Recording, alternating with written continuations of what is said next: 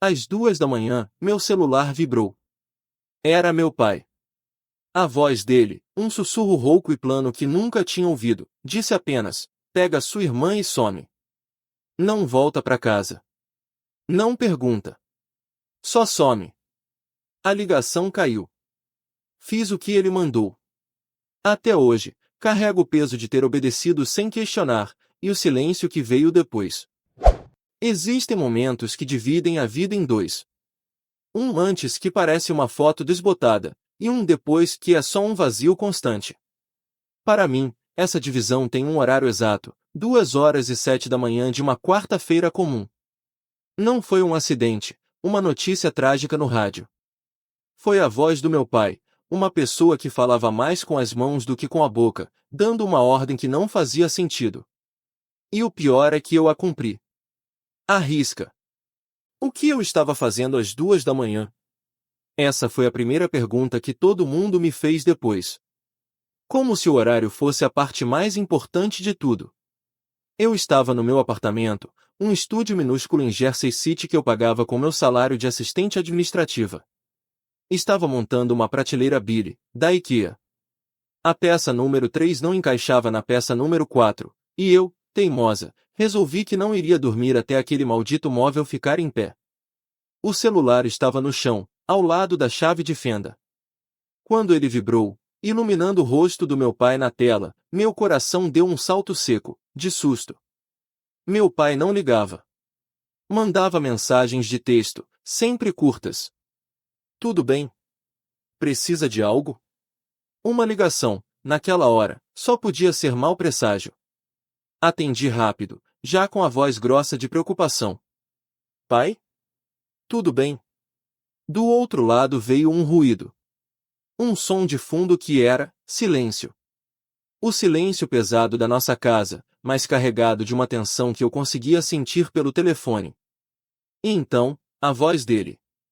Não era a voz do meu pai. Era uma versão achatada, rouca de sono ou de pânico contido. Sara. Pai, o que foi? A mamãe tá bem? A Mia? Escuta. Ele cortou minha pergunta. A voz era um sopro forçado. Você tá no seu apartamento? Sim, claro. O que? Pega seu carro. Vai até a casa da sua tia Carol. Agora. Pega a Mia e leva ela contigo. Não volta pra casa. Não para em casa por nada, entendeu? Nem para pegar um casaco. Pai, pelo amor de Deus, o que tá acontecendo? Você tá me assustando. Foi então que ele disse a frase. A frase que virou um loop na minha cabeça pelos anos seguintes. Não pergunta.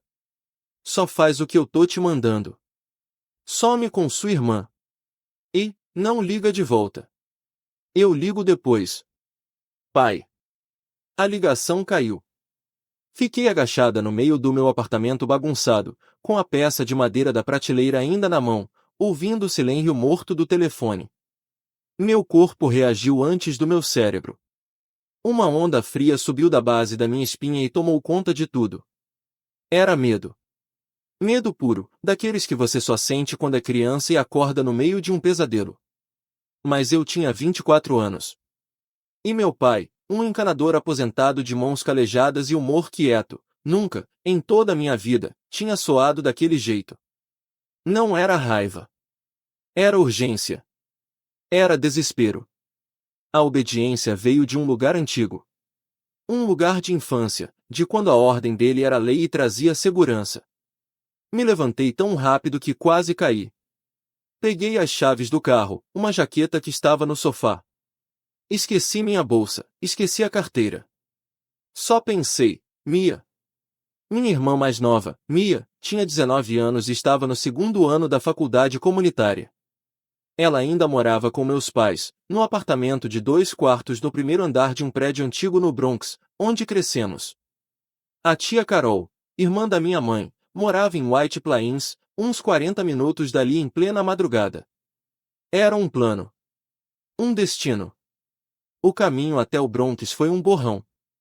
As ruas estavam vazias, os semáforos piscando em amarelo.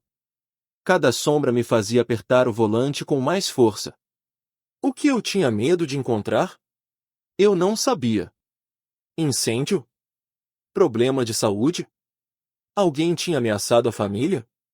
Meu pai era um homem pacato, não tinha inimigos. A mente criava cenários absurdos enquanto eu dirigia, mas o centro de todos era o mesmo, o tom da voz dele. Aquele tom que pedia, que implorava que eu não questionasse. Estacionei em frente ao prédio, de qualquer jeito. As janelas do nosso apartamento estavam escuras. A rua deserta. Nada parecia fora do normal, só a madrugada pesada. Liguei para o celular da Mia. Tocou uma, duas, três vezes. Ela atendeu com a voz cheia de sono. Sarah. Que horas são? Mia, você tá na cama? Tô, claro. O que foi? Se levanta.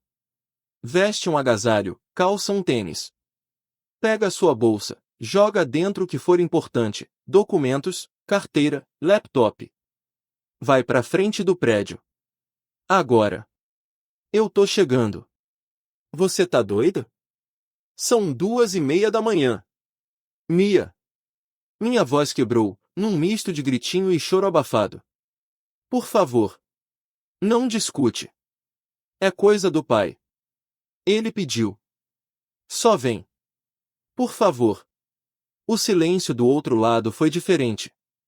Foi um silêncio de entendimento, de irmã que reconhece o pânico na voz da outra mesmo sem entender nada. Tá bom, ela disse, baixinho. Tô indo. Desliguei e olhei para a fachada escura do prédio. Meu instinto era correr para dentro, subir aqueles 2 lances de escada, abrir a porta e gritar o que está acontecendo. Mas a ordem do meu pai ecoava, não volta para casa. Eu obedecia. Eu sempre obedecia ao meu pai. Era a filha certinha, a responsável. Enquanto esperava, suando frio apesar do ar-condicionado do carro ligado no máximo, me dei conta de que essa obediência, pela primeira vez, não trazia nenhuma sensação de segurança. Só um vazio gelado e aterrorizante no peito. Mia saiu do prédio correndo, com uma mochila às costas e os cabelos castanhos presos de qualquer jeito. Ela entrou no carro trazendo consigo o cheiro do nosso apartamento, um leve aroma de café e do amaciante de roupas que minha mãe sempre usava. Um cheiro de normalidade que, naquele momento, parecia uma agressão. Sarah, pelo amor de Deus, o que tá acontecendo? Você tá branca que nem papel, ela disse, ainda ofegante, enquanto colocava o cinto. Não sei, respondi, engrenando o carro e arrancando dali mais rápido do que devia. O pai me ligou. Falou para vir te buscar e ir para a casa da tia Carol. Falou para não voltar para casa. Não perguntar. Mas, por quê? Alguém tá doente? Teve algum problema? Ele não deixou eu perguntar, Mia. A voz dele. Procurei as palavras enquanto virava na esquina, deixando nosso prédio para trás no retrovisor. Não era a voz dele. Era uma emergência. Algo muito errado. O caminho até White Plains foi feito em um silêncio tenso, quebrado apenas pelas minhas instruções curtas para Mia tentar ligar para nossa mãe. Não tá atendendo, ela dizia, a cada tentativa, a voz ficando mais fina e assustada. O celular do meu pai ia direto para a caixa postal. Aquele silêncio eletrônico era pior do que qualquer grito. Chegamos à casa da tia Carol por volta das 3:30 da manhã. Bati na porta, uma batida baixa e insistente, que parecia enormemente alta no silêncio do subúrbio. Minha tia abriu a porta, de roupão, com os olhos inchados de sono e imediatamente cheios de alarme ao ver nossas caras. Meninas? Que susto! O que houve? Entramos, e na sala de estar acarpetada e cheia de fotos de família, tudo desabou. Comecei a falar, a repetir o que havia acontecido, mas as palavras saíam truncadas, entrecortadas por soluços que eu nem sabia que estavam ali. Mia chorava quieta ao meu lado. Carol, uma mulher prática e de coração grande, nos abraçou, fez chá e disse as únicas coisas que podia ser ditas: vai ficar tudo bem. Amanhã a gente resolve. Aqui vocês estão seguras. Mas a sensação de segurança não vinha. Eu me sentia como uma desertora. Como se tivesse abandonado meus pais no momento mais crucial, porque meu pai tinha ordenado. Deitei no sofá-cama do escritório ao lado da Mia, que não dormiu. Ficamos as duas olhando para o teto, ouvindo os barulhos desconhecidos da casa, até o céu começar a clarear num cinza sujo. Cada minuto era uma tortura. Cada som de carro na rua fazia a gente se entreolhar, esperando que fosse o carro do meu pai, ou da polícia, ou de alguma notícia. A notícia, quando veio, não foi por sirenes ou por uma ligação dramática. Foi uma simples mensagem de texto no meu celular, que chegou às 7h23 da manhã. Do meu pai. Tudo resolvido por aqui. Podem voltar para casa quando quiserem. Desculpa o susto.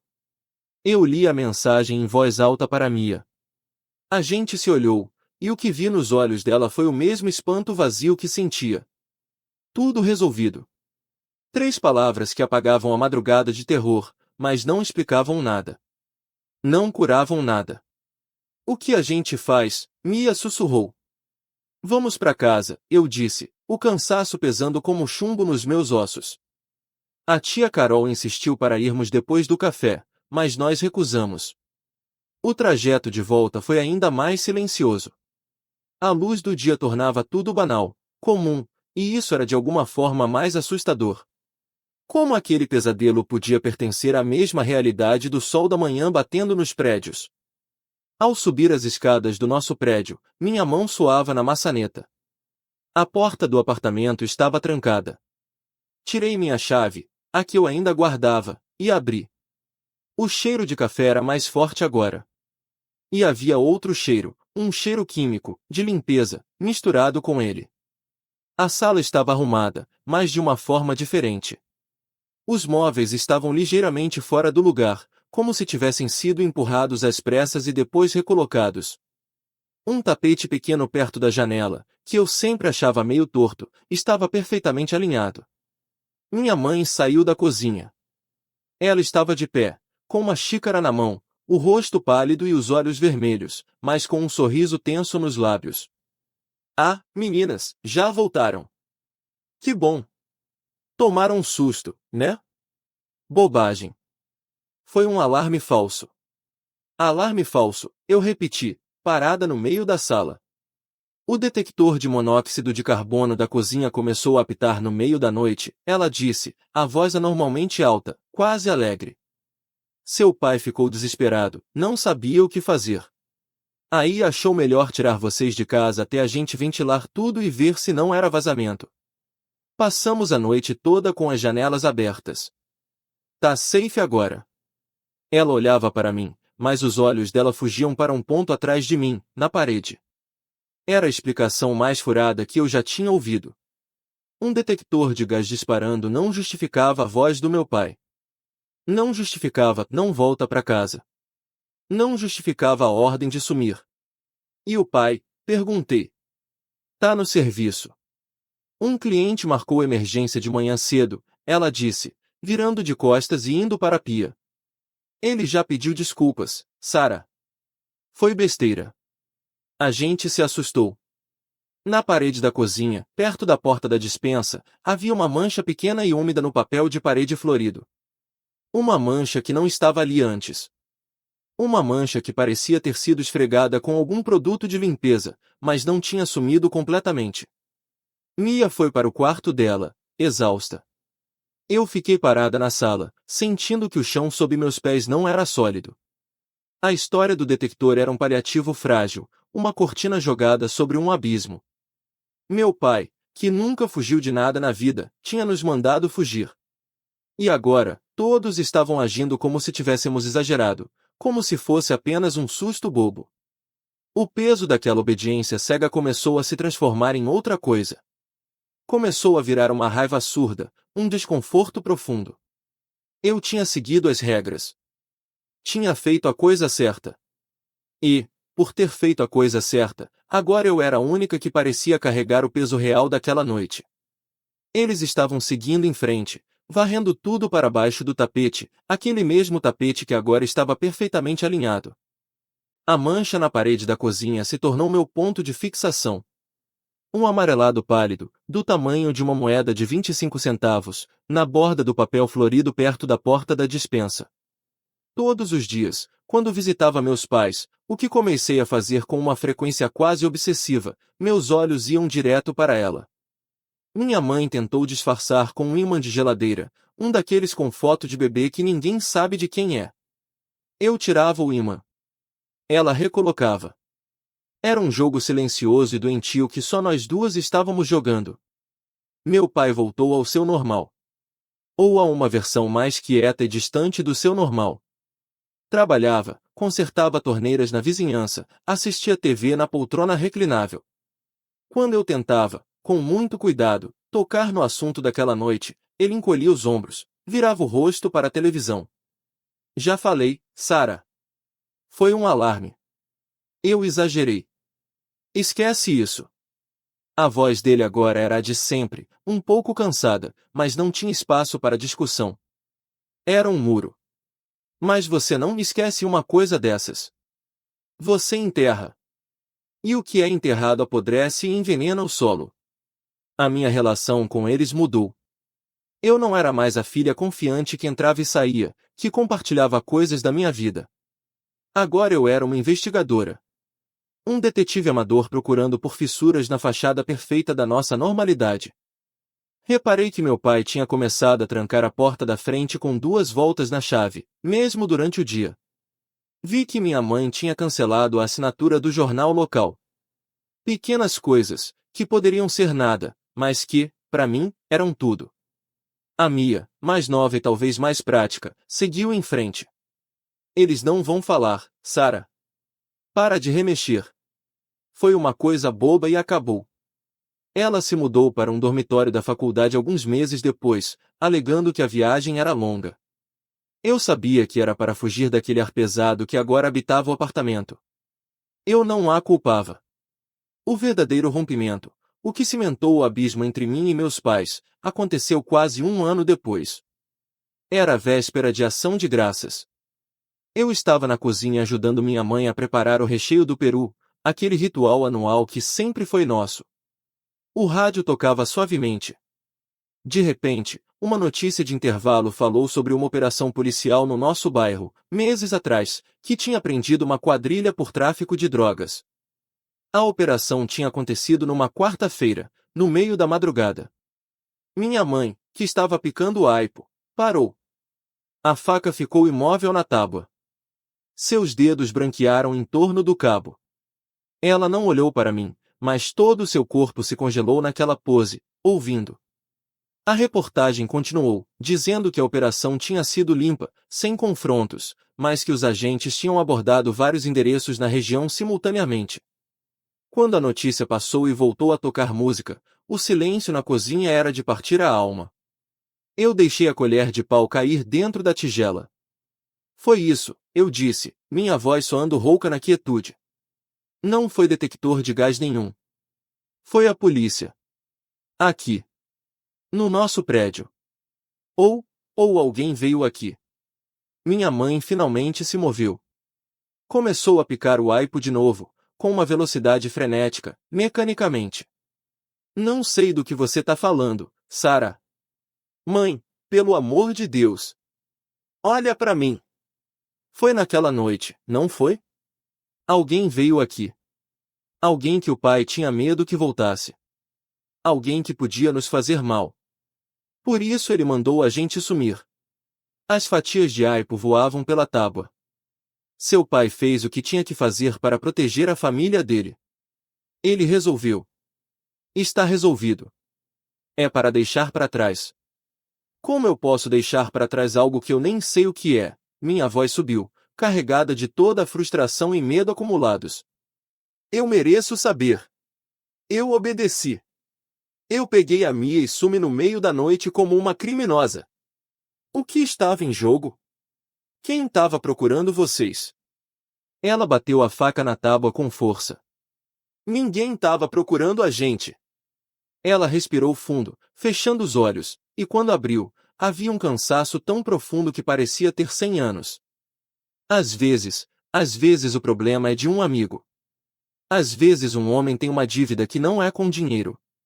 Seu pai, ele ajudou um colega antigo. Só isso. Aconteceu uma confusão. Ele tirou vocês de perto porque era o certo a se fazer. Ele lidou com isso.